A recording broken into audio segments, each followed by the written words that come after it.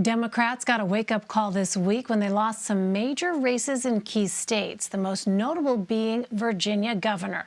Now Republicans say that's a sign they can flip enough seats to win back the House and Senate in next year's midterms. If you're a Democrat and President Biden won your seat by 16 points, you're in a competitive race next year.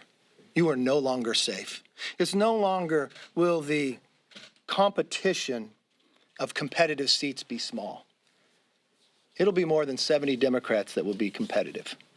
There's many that are going to... CBS News reporter Sarah Ewall-Wice joins me now with more. Hi there, Sarah. So you spent some time talking to voters ahead of the election.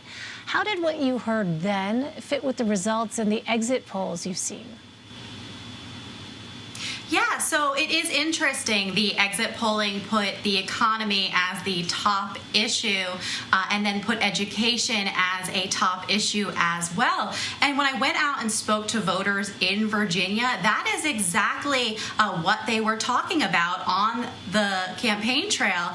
When I was at early voting stations, they brought it up. And when I was at events for the candidate, they brought it up. One thing I noticed is on the economy, this was something that more Republicans were bringing up to me. They were bringing up their concerns specifically about inflation, about taxes. And when you look at Republican candidates and what they ran on, Glenn Youngkin specifically was focused on repealing the grocery tax up in New Jersey, where there was a tight race. The Democrat won, but the Republican candidate campaigned on high property taxes.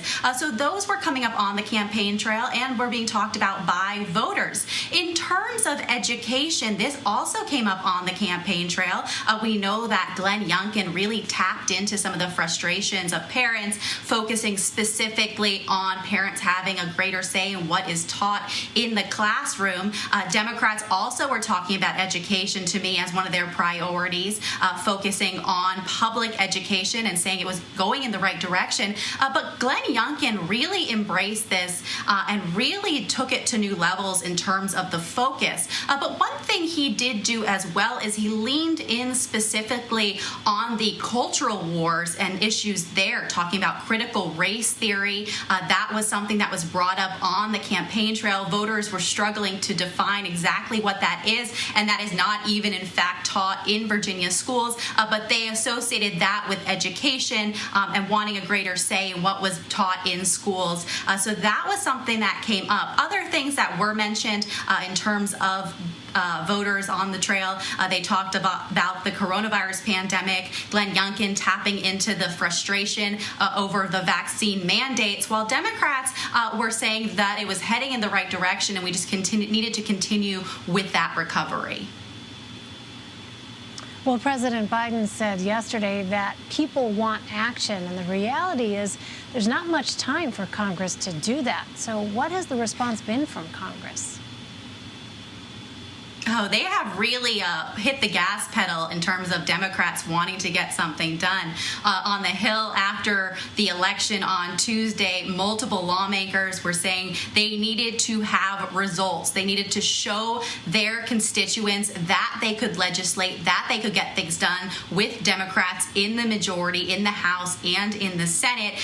But, you know, there's been such a stall for so long in terms of getting something passed on infrastructure. That bill has been held up in the House. Negotiations have been going back and forth on the social spending agenda, and these are pretty popular provisions included in this. A number of them are supported by a great majority of Americans, but they have been held up, and also there's questions about the cost of it. But Democrats, after Tuesday, really trying to move forward on that, really pushing to get something done, saying that they cannot go home empty-handed, and so this is something that they said perhaps it was a mistake to hold up infrastructure as long as it was held up. That was something that Terry McAuliffe voiced frustrations about on the campaign trail.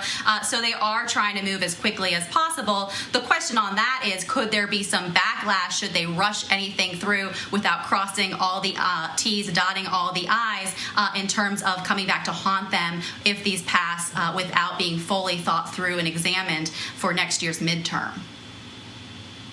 Well, Sarah, given how elections unfolded on Tuesday, what have both parties said about plans to approach the midterms?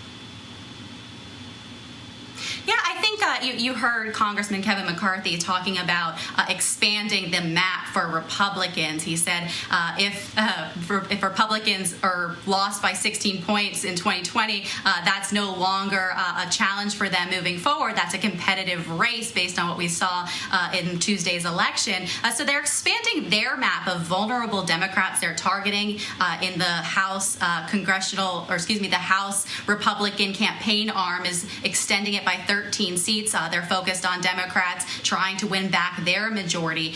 They're also going to use this probably as a blueprint for how they approach many of these races, tiptoeing around President Trump, not fully embracing him on the campaign trail, but also like Glenn Youngkin did, he did accept his endorsement. He just didn't campaign with him in person. So that's one way to help navigate that situation. But another thing is some of these issues, leaning in on education, continuing to talk about some of these culture wars. I think we'll see that from Republicans moving forward.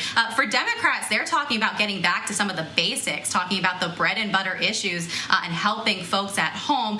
We saw that Terry McAuliffe really tried to lean in and attack Glenn Youngkin by associating with Donald Trump. Donald Trump was not on the ticket. The former president, perhaps not the greatest closing argument.